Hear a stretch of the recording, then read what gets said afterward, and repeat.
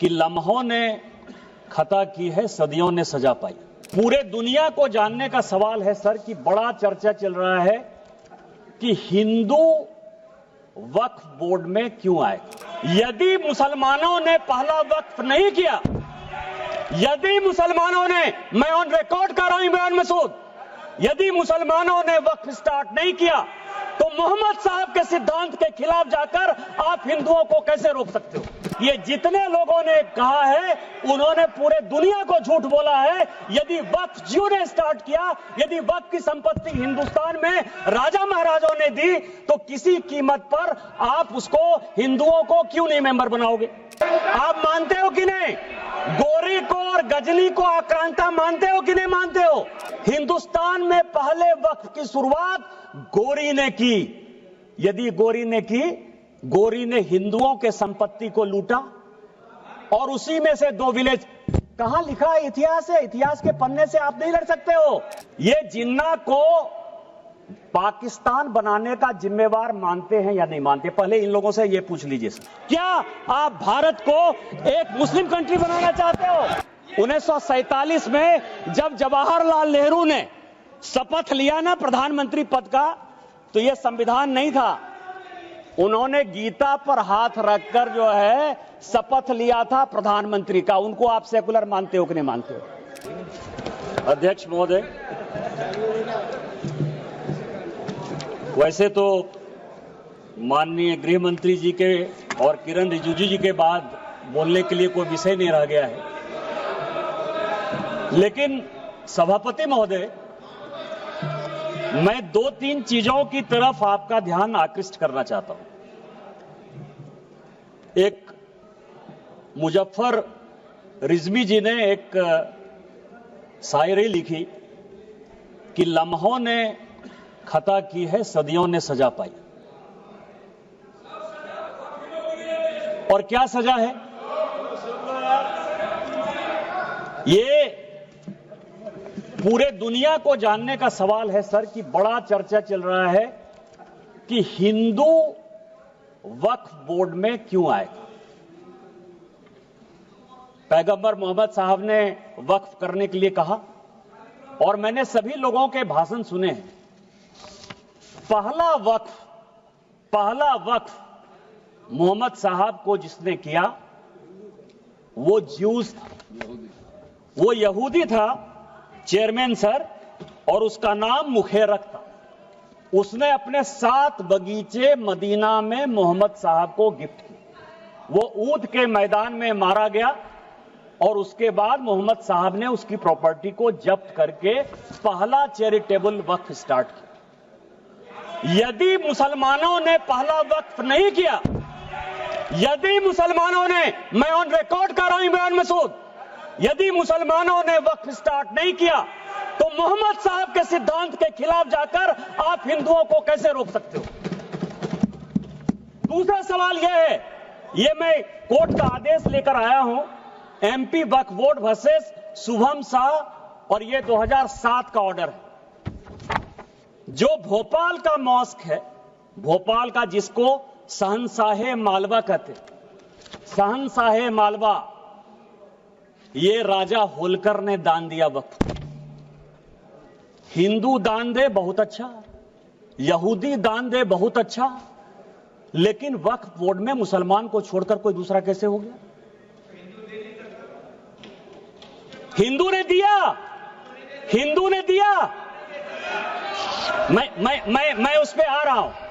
तो मेरा यह कहना है, ये जितने लोगों ने कहा है उन्होंने पूरे दुनिया को झूठ बोला है। यदि वक्फ जियो ने स्टार्ट किया, यदि वक्फ की संपत्ति हिंदुस्तान में राजा महाराजों ने दी तो किसी कीमत पर आप उसको हिंदुओं को क्यों नहीं मेंबर बनाओगे।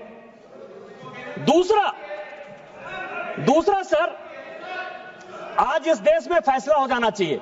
माननीय गृह मंत्री जी ने जिस चीज को स्टार्ट किया और जो छुलाकर छोड़ दिया, यहां गोरी आए, गजनी आए और बाबर आए, गोरी आए, गजनी आए और बाबर आए, तीनों लुटेरे के तौर पर आए ना।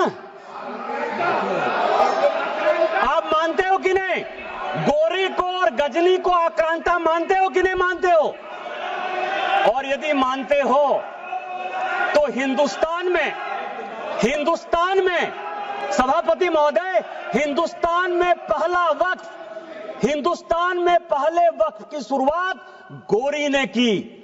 यदि गोरी ने हिंदुओं के संपत्ति को लूटा और उसी में से 2 विलेज, कहां लिखा है? इतिहास है, इतिहास के पन्ने से आप नहीं लड़ सकते हो। यहां हिंदुस्तान में गोरी ने वक्फ की स्टार्ट की और आज जो है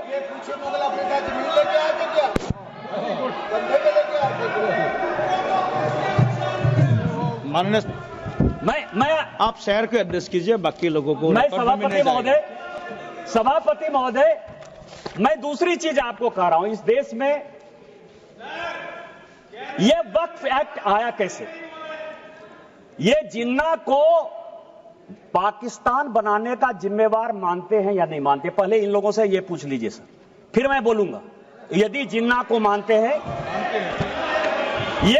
ये मैं पेपर लेकर आया हूं सर। 1910 में कांग्रेस पार्टी ने मुंबई से एक रिजर्व सीट जो मुस्लिम की गई, उससे जिन्ना को मेंबर ऑफ पार्लियामेंट बनाया और उन्होंने 1911 में मुसलमान वक्फ बोर्ड बनाया। ये प्राइवेट आदमी ने बनाया, जिन्ना ने बनाया, जिसने पाकिस्तान बनाया और आज फिर वक्फ के नाम पर ये इस देश का बंटवारा करना चाहते हैं।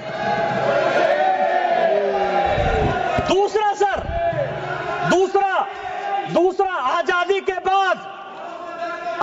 बाद यहां सभी मेंबर ऑफ पार्लियामेंट बैठे हुए हैं। सभापति महोदय, यहां सभी मेंबर ऑफ पार्लियामेंट बैठे हुए हैं।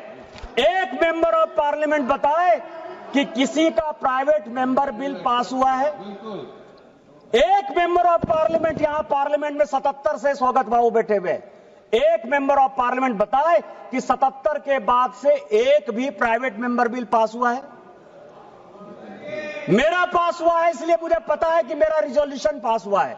क्या रिजोल्यूशन पास हुआ है? धारा 370 खत्म होना चाहिए, 35 से खत्म होना चाहिए, कश्मीरी पंडितों को अधिकार होना चाहिए। वो इसलिए पास हुआ कि भारतीय जनता पार्टी की आइडियोलॉजी थी। मैं भारतीय जनता पार्टी का सांसद था, सरकार उसको पास कराना चाहती थी, इसलिए पास हो गया। ये जो 1954 का वक्फ एक्ट है, 1952 में सभापति महोदय काजमी साहब लेकर आए। एक प्राइवेट आदमी प्राइवेट बिल लेकर आया और उसके लिए जब यह बिल पास हो गया तो सेलेक्ट कमेटी बनी और उस सेलेक्ट कमेटी के जो मेंबर थे, अमजद अली, आप मुसलमानों की बात करते हो, 2 लोगों ने डिसेंट नोट दिया। एक का नाम था मोहनलाल सक्सेना और दूसरे का नाम था अमजद अली।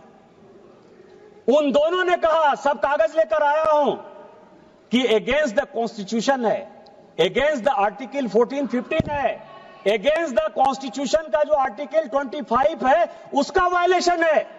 लेकिन कांग्रेस मुसलमानों के इम्पीचमेंट की पॉलिटिक्स के कारण इस बिल को पास कराना चाहती थी और यह प्राइवेट मेंबर बिल के तौर पर एक वक्त बिल आया।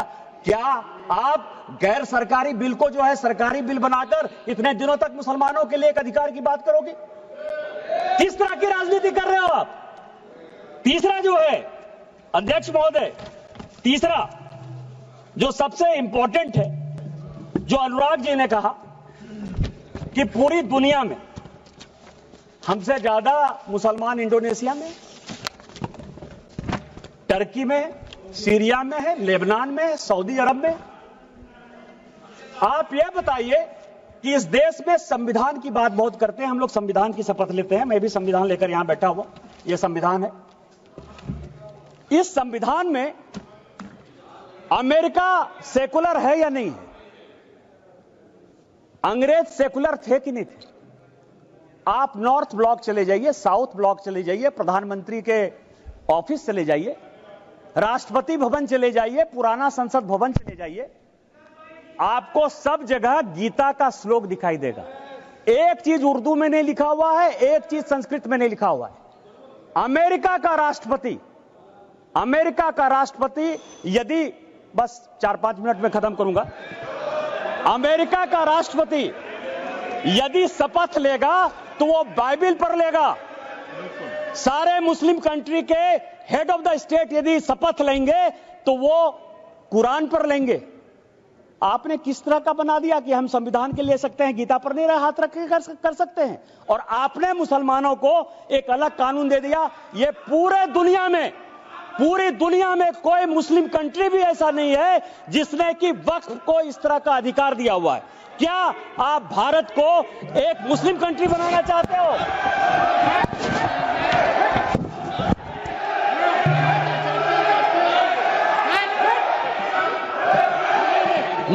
मैं सभापति महोदय इस सदन की जानकारी के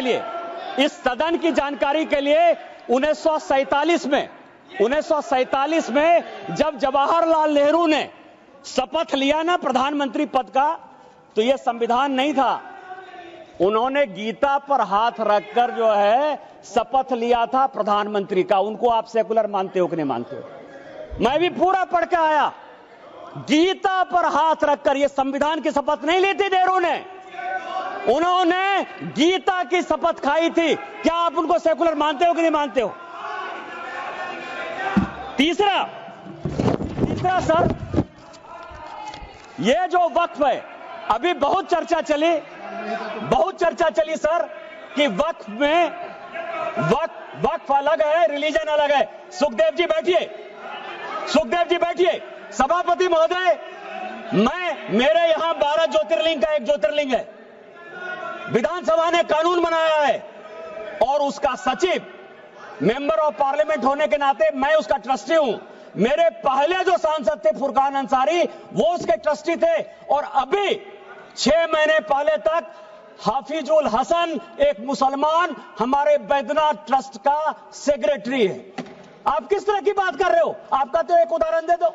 मैंने दे दिया उदाहरण, मेरा ही उदाहरण है, और आज आप इस तरह की बात करते हो। तीसरा सर, बस चेयरमैन सर, दो चीजें और भी बहुत इंपॉर्टेंट है, मैं लेकर आया हूं सर। एक इवैक्यू प्रॉपर्टी एक्ट बना। जब भारत और पाकिस्तान का बंटवारा हुआ, ये चर्च की ये जो संपत्ति है सर वक्फ की, 39 लाख एकड़ कैसे हो गई और कहां डिस्प्यूट है? जब भारत पाकिस्तान का बंटवारा हुआ सभापति महोदय, तो जो यहां से भारत के लोग पाकिस्तान गए या पाकिस्तान के लोग जो यहां आए, उसमें जमीन का भी आदान प्रदान हुआ। और यह तय हुआ, और यह हाउस को जानने वाली बात है कि जो भी पाकिस्तानी यहां से गए, उनकी प्रॉपर्टी इवैक्यू प्रॉपर्टी एक्ट में भारत सरकार की होगी। जो 1984 में राजा साहब बता रहे थे कि इवैक्यू प्रॉपर्टी एक्ट को क्या पाकिस्तान में जाकर, जो यहां से भाग के चले गए सर, जो कि इवैक्यू प्रॉपर्टी एक्ट या एनिमी प्रॉपर्टी एक्ट हो सकता था, उन सबों को पाकिस्तान जाकर उन लोगों ने कहा कि यह वक्त की संपत्ति है, क्या आप एनिमी प्रॉपर्टी को, और मैं होम मिनिस्ट्री के 5 आदेश लेकर आया हूं कि यह इवैक्यू प्रॉपर्टी एक्ट है और यह वक्फ ने ले लिया है, यह इलीगल है। यह कानून का, आपको पता है जो बात कहा, आपको यह धर्म की बात करते हैं सर। वक्फ ने आईटीसी विंडसर बेंगलोर, ये पूरे समाज को, आईटीसी विंडसर बेंगलोर वक्फ की प्रॉपर्टी है, 5 स्टार होटल को दे दिया।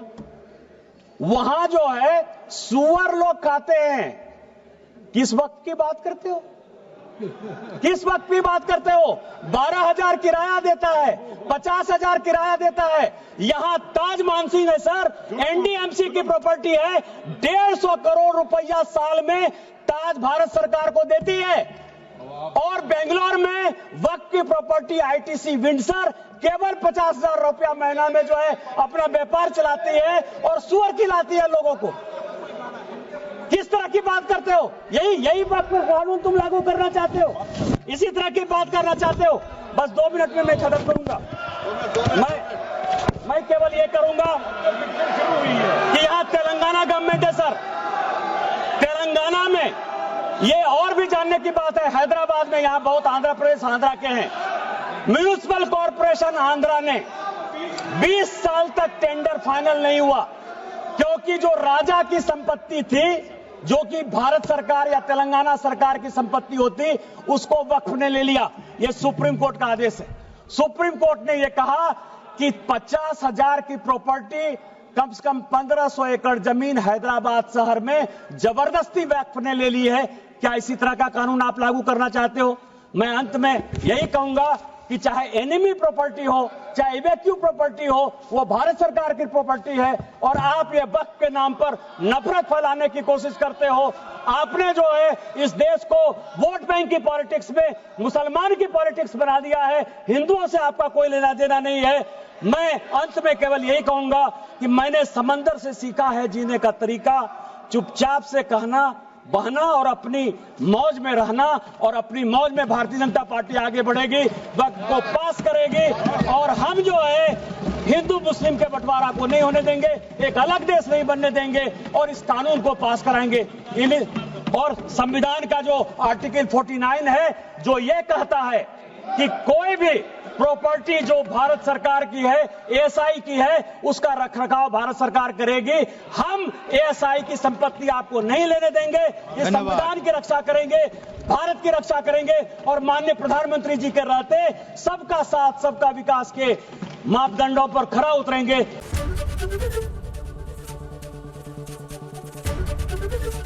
एबीपी गंगा, खबर आपकी, जुबान आपकी।